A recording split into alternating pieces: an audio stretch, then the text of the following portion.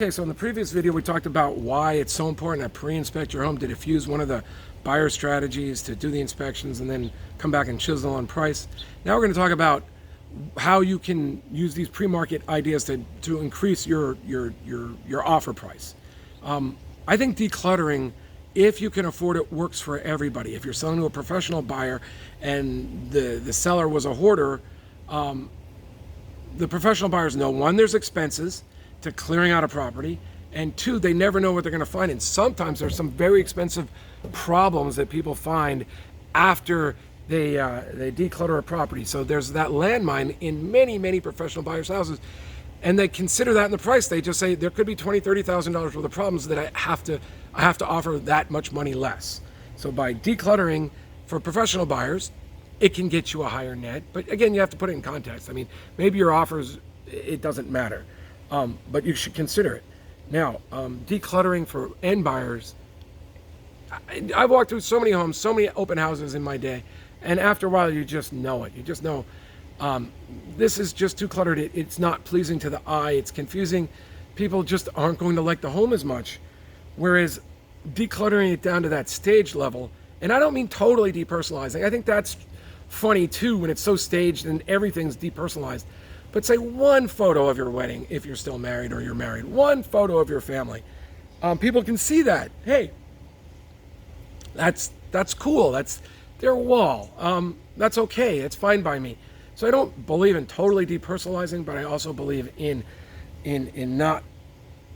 Yeah, I don't know. There's a level, and just make it simple and clean. Now pre-repairs, that's tougher. You have to know you need the market context. You need to know what the max you could sell for.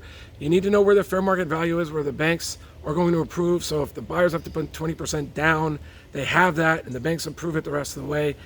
And then you need to know if you're going to be going for more than that, and if your buyers are strong enough and the market context will support it. And if they do, if you can go up to higher levels, then painting and carpet and pre-repairing can come back to you in that. Like if you're spending $10,000, $15,000 on that, you might get 20, 30, 40,000 more out of it.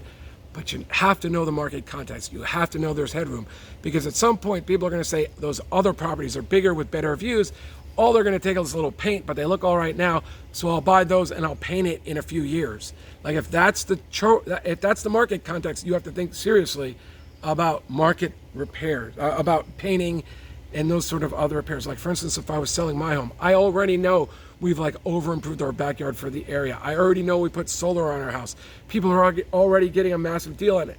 And most likely just putting more money into my home, if I just declutter, would probably not pay for itself. You need to know these things. You need to consider those things ahead of time. So yes, I love paint and carpets on most homes, but not every home. You have to consider who your buyers are. You have to consider your market context. Know where fair market value is.